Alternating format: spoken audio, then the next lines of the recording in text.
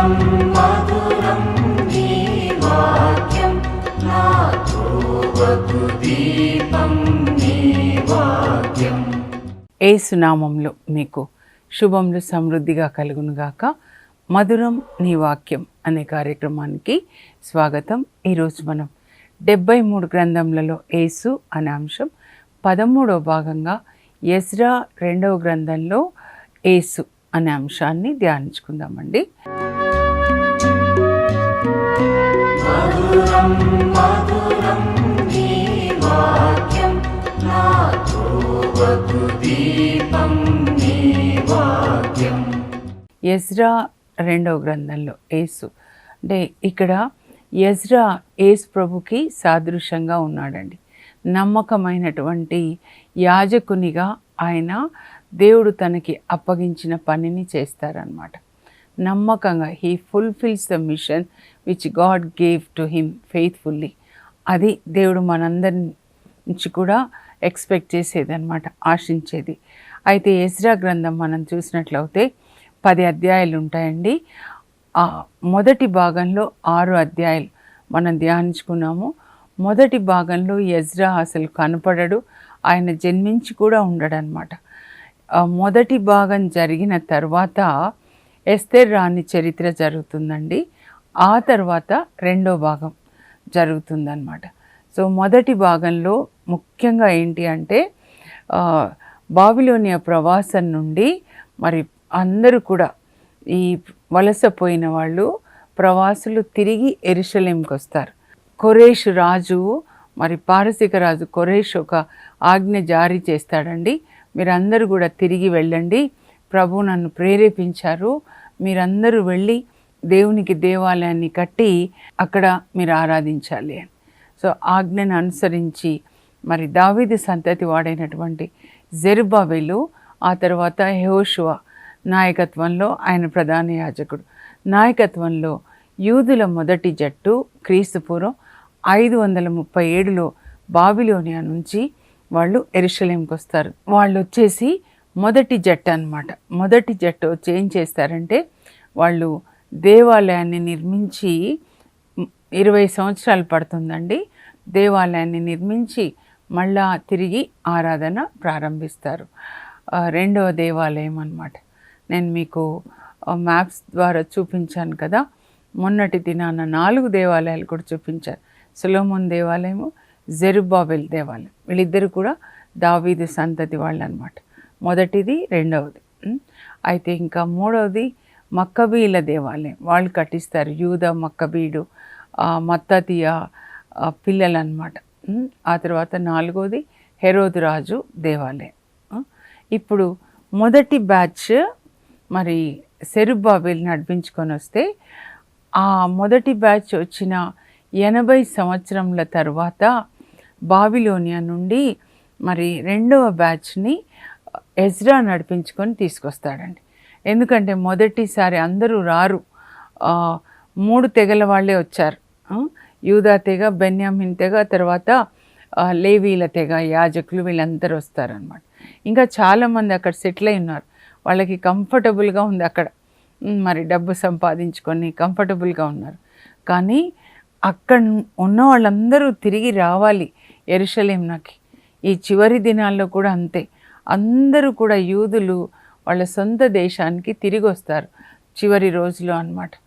యెషయా 43లో కూడా ఉంటుంది, నేను పిలుస్తాను, జెండా ఎత్తి నా ప్రజల్ని పిలుస్తాను అని ఉంటుంది. అందుకే ప్రజలు ఈ చివరి రోజులలో యూదులు వాళ్ళ అన్ని దేశాల నుంచి తిరిగి వాళ్ళ దేశానికి వస్తున్నారండి. ఇప్పుడు ఈ ఎజ్రాని గురించి ఏం రాయబడింది మనం 7వ అధ్యాయం నుంచి చూద్దామండి. బైబిల్ గ్రంథంలో మన పేరు రాయబడిందంటే అది మరి ఒక గొప్ప ధన్యత, ఆశీర్వాదం అండి. అసలైన ఆశీర్వాదం అంటే ఏ విధంగా రాయబడిందంటే దేవుని చిత్తం చేశాడు, మోషే అహరోన్లు యావే చెప్పినట్లుగా చేశారు అని నిర్గమకాండంలో 17 సార్లు రాయబడి ఉంటుందండి. నాకు ఎప్పుడు ఆ మాట మీదే నా మనసు పోతూ ఉంటుంది. అబ్రహాము దేవుడు చెప్పినట్లుగా బయలుదేరాడు. ఆదికాండం 12:4లో ఉంటుంది అనమాట. ఇదిగో లోతునకు వెళ్ళి చేపల కొరకు మీరు వల వేయండి అంటే అలాగే చేస్తాడనమాట పేతురు.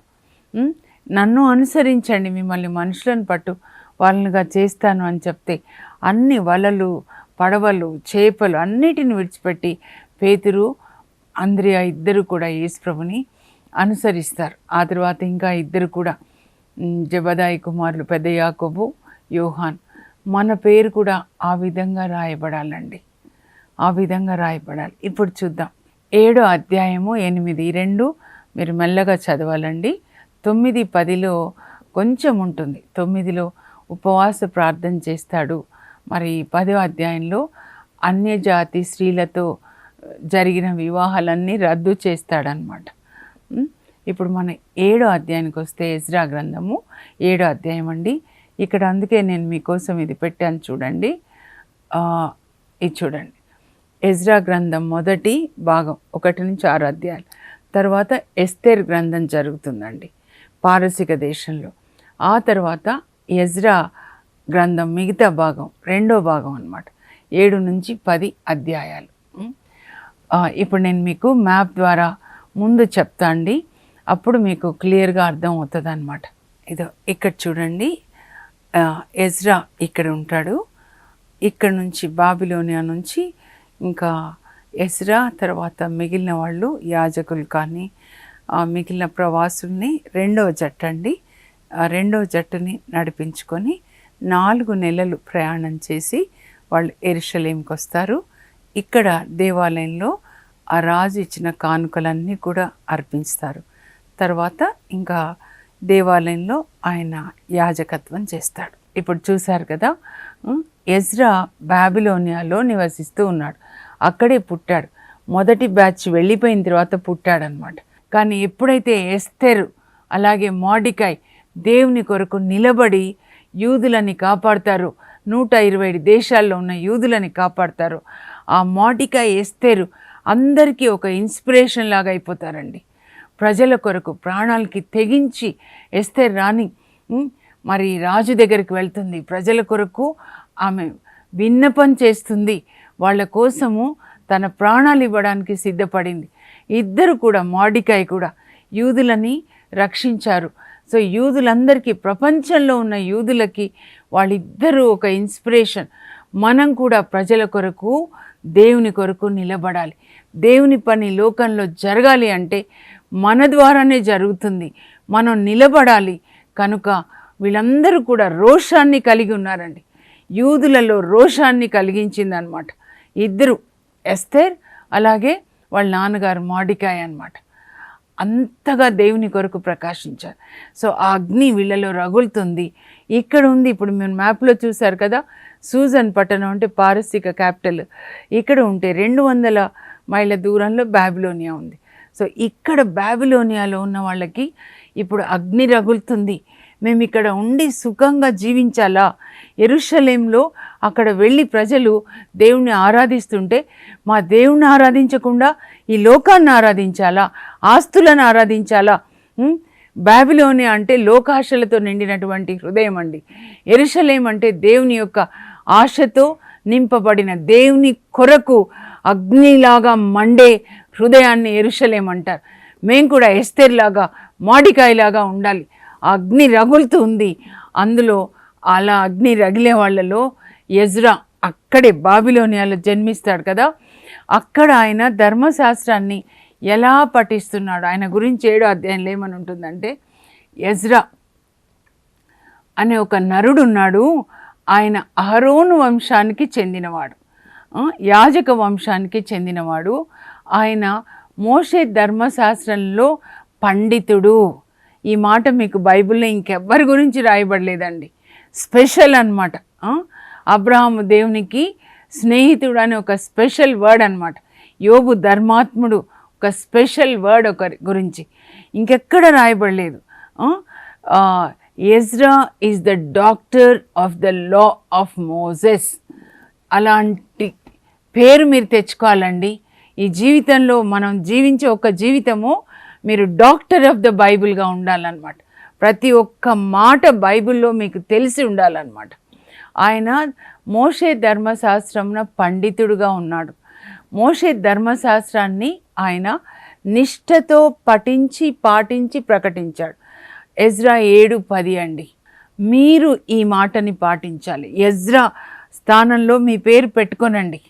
మీ పేరు పెట్టుకొని అరుణ నిష్ఠతో ధర్మశాస్త్రాన్ని పఠించి పాటించి ప్రకటించను. మీ జీవిత యొక్క గమ్యం ఇదే, దేవుని చిత్తం ఇదే. God's purpose for you is to read the Bible, to obey the Bible and to proclaim the Bible అన్నమాట. అట్లా ఉన్నాడండి ఈయన.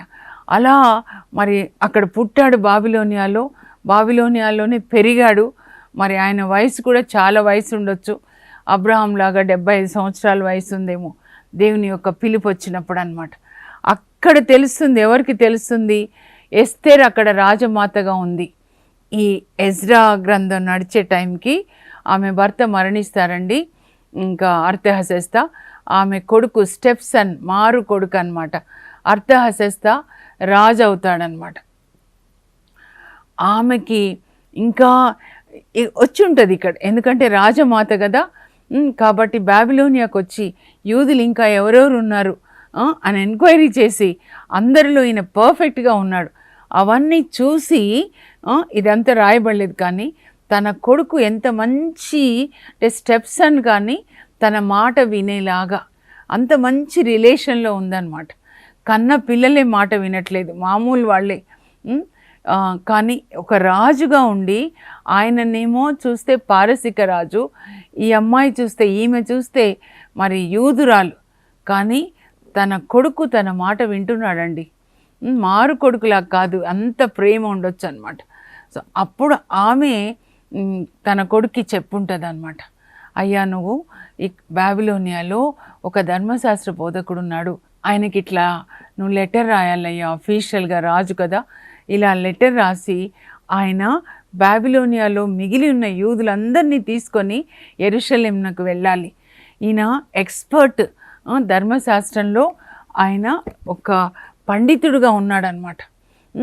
ధర్మశాస్త్రంలో పండితుడు, doctor of the law of Moses. కాబట్టి ఆయనకి ఇలా లెటర్ రాయి అని చెప్తే రాసి ఉంటాడనమాట తప్పకుండా, లేకపోతే ఆయనకేం తెలుస్తుందండి. అప్పుడు ఆయన లెటర్ రాస్తాడనమాట, ఈ ఎజ్రాకి లెటర్ రాస్తాడు. మీరు ధర్మశాస్త్రంలో చాలా పండితులు అని నేను విన్నాను, కనుక మీరు ఇక్కడి నుంచి అక్కడున్న ప్రజల్ని తీసుకొని యెరూషలేమునకు వెళ్ళి మీరు అక్కడ ప్రజలకి ధర్మశాస్త్రంను బోధించండి. ఎలాంటి రాజు చూడండి, మీ దేవుని ఆజ్ఞలే నా ఆజ్ఞలు అని అంటాడు. ఎవరైనా మీరు ధర్మశాస్త్రాన్ని బోధించినప్పుడు వాళ్ళు పాటించలేదనుకోండి, ధర్మశాస్త్రం పాటించని వాళ్ళకి చెరసాల, ఆస్తి జప్తు, అంటే ఆస్తి అంతా తీసేసుకోవడం, తర్వాత ఉరికంబం, ఎట్లా చూడండి అలాంటివన్నీ రాస్తాడండి. ఇంకా నీకు కావలసినవన్నీ కూడా ఏమేమి కావాలో బాబిలోనియా నుంచి మరి యెరూషలేముకి వెళ్ళి దేవుణ్ణి ఆరాధించడానికి ఆ కానుకలన్నీ ఇవ్వమని అక్కడున్న అధికారులకు చెప్తాడనమాట.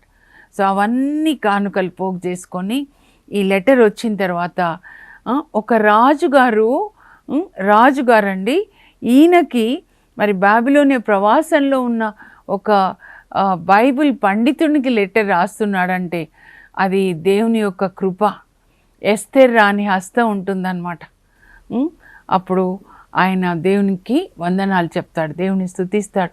ప్రభా, రాజుకి నా మీద దయ కలిగింది, మా మీద దయ కలిగింది, మమ్మల్ని గౌరవించేలాగా, ధర్మశాస్త్రాన్ని గౌరవించేలాగా, యూదులని గౌరవించేలాగా నీవు ఆ రాజుని ప్రేరేపించావు, కనుక నీకు వందనాలని దేవుని స్తుతిస్తాడండి. ఎస్తేర్ రాణి హస్తం ఉంటుందన్నమాట. అప్పుడు ఇంకా అందరినీ పోగు చేసుకుంటాడు. ఎవరెవరు ఉన్నారో అక్కడ యాజకులు, లేవీలు ఉన్న వాళ్ళందరినీ పోగు చేసుకొని వాళ్ళు బయలుదేరుతారనమాట. బాబిలోనియా నుంచి యెరూషలేం 4 నెలలు కాలినడకండి. ఇంకా తర్వాత కానుకలు, రాజు అన్ని పాత్రలు ఇచ్చాడు కదా, బంగారు పాత్రలు, వెండి పాత్రలు, అవన్నీ కూడా తూకం వేయించుతాడనమాట. అహావా అనే ఏటి ఒడ్డున 3 రోజులు అక్కడ వాళ్ళు ప్రయాణానికి ముందు అక్కడ విశ్రమించి ఉపవాస ప్రార్థన చేస్తారు. ప్రభా, కాలినడకను వెళ్ళాలి, 900 మైళ్ళు అడవుల్లోంచి వెళ్ళాలి. మరి బంగారు పాత్రలు ఇవన్నీ రాజు ఇచ్చినవి తీసుకొని వెళ్తున్నాం, మమ్మల్ని కాపాడండి, దొంగల బెడద నుంచి కాపాడండి, క్షేమంగా వెళ్ళడానికి కృప దయచేయండి అని ఉపవాస ప్రార్థన చేసి బయలుదేరుతారండి.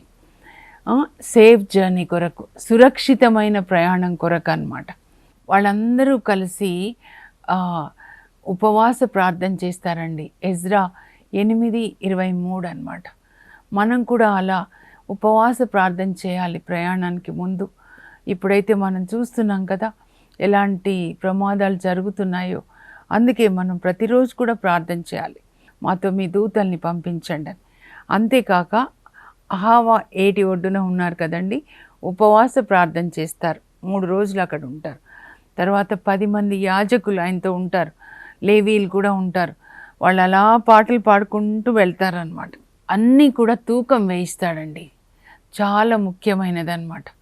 ఏమేమి కానుకలు రాజు ఇచ్చాడో, బంగారు పాత్రలు, వెండి పాత్రలు మొదటిసారి వాళ్ళు తీసుకొస్తారు, జెరుబ్బాబెలు, యెహోషువ.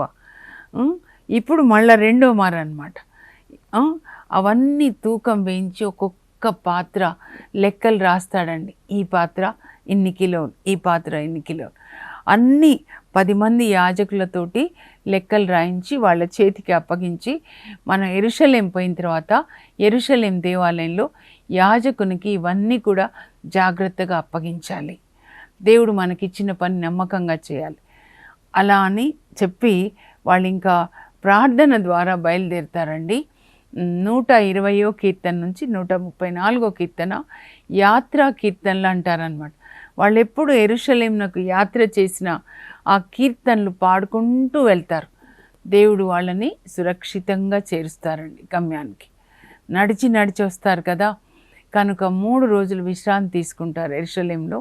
తర్వాత అందరూ కలిసి యెరూషలేం దేవాలయానికి వెళ్ళి, ఆల్రెడీ జెరుబ్బాబెల్ కట్టించాడు కదా, ఆ యెరూషలేం దేవాలయానికి వెళ్ళి అక్కడ మొరేమోత్ అనే యాజకునికి అవన్నీ కూడా ఆ కాగితం చూపిస్తారు.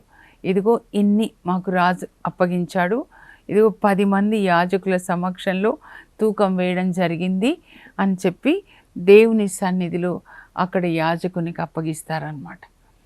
చూడండి ఎంత నమ్మకంగా, అందుకే ఈయనని నమ్మకమైన యాజకుడు అని అంటారనమాట. ఇంకా అక్కడ యెరూషలేం దేవాలయంలో ఆయన ప్రార్థన చేసుకుంటూ ఉంటాడండి. ఎందుకంటే ఫస్ట్ టైం చూస్తున్నాడు యెరూషలేం దేవాలయాన్ని అనమాట. అంతా ఆయనకు తెలుసు. ఇదో ధర్మశాస్త్ర పండితుడు, మామూలు ఆయన కాదనమాట. ఇప్పటి వరకు ఇదంతా కూడా ఆయన దగ్గర ఉంది. ఈ ప్రవక్తల గ్రంథాలు కూడా ఉన్నాయన్నమాట, ఇంతవరకు ఎన్ని జరిగాయో. సో ఎలా సొలొమోన్ రాజు ద్వారా దేవుడు దేవాలయాన్ని కట్టించారు, ఎలా దావీదు దేవుని కొరకు హృదయాన్ని కలిగి ఉన్నాడు, ఆ తర్వాత ప్రజలు దేవుని మాట విననందున బాబిలోనే ప్రవాసానికి పంపబడతారు, మళ్ళా వాళ్ళు తిరిగి వస్తారు. దేవుని యొక్క కృప, అక్కడ దానియేలు అతని స్నేహితులు విజ్ఞాపన చేశారు. ఆ తర్వాత ఎజికేలు బాబిలోనియాలో ఉన్న ప్రజల్ని మరి దేవుని మార్గంలో నడిపించాడు, ధర్మశాస్త్రాన్ని బోధించి. ఆ తర్వాత ఎస్తెర్, మోర్డెకాయి ఎలా ప్రజల్ని కాపాడారు అన్నీ మొదటిసారి తన కళ్ళతో, మరి ఇప్పుడు 75 సంవత్సరాలు అనుకున్న, మొదటిసారి యెరూషలేంని చూస్తున్నాడు, యెరూషలేం దేవాలయాన్ని చూస్తున్నాడు. చాలా సంతోషం అన్నమాట.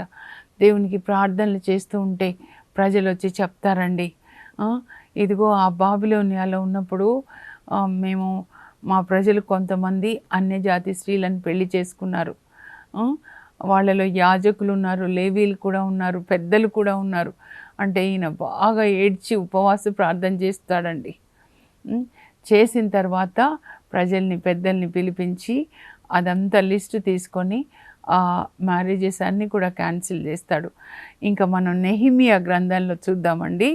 ఎజ్రా విశ్రాంతి దినంన వాళ్ళకి దేవుని యొక్క వాక్యం ఎట్లా బోధిస్తాడంటే, ఉదయం 6 గంటల నుంచి మధ్యాహ్నం 12 వరకు విశ్రాంతి దినం. అంటే దేవునిలో విశ్రాంతి అంటే దేవుని యొక్క వాక్యాన్ని వినాలండి, మన ఆత్మకి భోజనం అన్నమాట.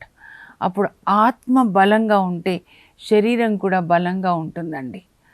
వారానికి సరిపోయే వాక్యం అన్నమాట. 6 గంటలు దేవుని యొక్క వాక్యాన్ని ఎజ్రా బోధిస్తాడనమాట. నెహిమియానేమో తర్వాత నెక్స్ట్ బ్యాచ్ మనం చూద్దాము. రేపటి దినాన 3వ బ్యాచ్ని నడిపించుకొని తీసుకొని వస్తాడు. ఇంకా ఇద్దరు కలిసి నెహిమియా మరి గవర్నర్గా అపాయింట్ చేయబడతాడు. యూదాకి పొలిటికల్ లీడర్, అంటే మనకి సీఎం లాగా అనమాట. మరి ఎజ్రానేమో ధర్మశాస్త్ర పండితుడు, ఆయన రిలీజియస్ లీడర్గా ఉన్నాడు. ఇద్దరు కలిసి ప్రజలకి దేవుని వాక్యాన్ని బోధించి వాళ్ళు దేవుని వాక్యంలో నడిచేలాగా చేస్తారనమాట. ఈయన ఇంకా పాత నిబంధనలో 39 గ్రంథాలని ఈయననే సేకరించి ఒక గ్రంథంగా తయారు చేశాడు అని చెప్తారండి.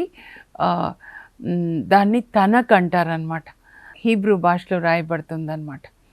He's the founder of the great synagogue. అంటే మనకి ఇప్పుడైతే ఎట్లా క్యాథలిక్ చర్చికి మరి పెద్ద ఆయన ఎవరు అని అంటే పరిశుద్ధ తండ్రి గారు, పాపు గారు కదా. అయితే యూదులకి సినాగోగ్ ప్రార్థనా మందిరము, ఆ ప్రార్థనా మందిరంలో ఆరాధన క్రమాన్ని స్థాపించింది ఈయననే. ఆ తర్వాత ఈ 39 గ్రంథాలని ఒక గ్రంథంగా కంపైలేషన్ చేసింది కూడా ఈయన అని చెప్తారండి. నేను ఒకసారి చదువుతాను, మీరు స్క్రీన్ మీద చూసుకొని రాసుకోనండి. పాత నిబంధన అంతా ఒక గ్రంథంగా ఉంది అంటే ఇద్దరు వ్యక్తులు చేసిన కృషి అన్నమాట. Who was Ezra? Ezra was a godly man marked by strong trust in the Lord, moral integrity and grief over sin. He was a contemporary of Nehemiah who arrived in Jerusalem in 1445 BC. Tradition holds that Ezra was the founder of the great synagogue where the canon of Old Testament scriptures was settled. Another tradition also says that he collected the biblical books into one unit called Tanakh, and that he originated the synagogue form of worship. ఈయన పాత నిబంధనలో books అన్నీ కూడా ఒక గ్రంథంగా చేశాడు. తర్వాత యూదులు ఎలా ఆరాధించాలి, ఆరాధన క్రమాన్ని కూడా ఈయన స్థాపించాడండి. కాబట్టి పాత నిబంధనలో గుర్తించుకోదగిన వ్యక్తి ఒక మోషేలాగా ఈయన కూడా. ప్రార్థన చేసుకుందాం. పరలోకపు మా తండ్రి, మీ పరిశుద్ధ నామం నాకు స్తోత్రం కలుగును గాక.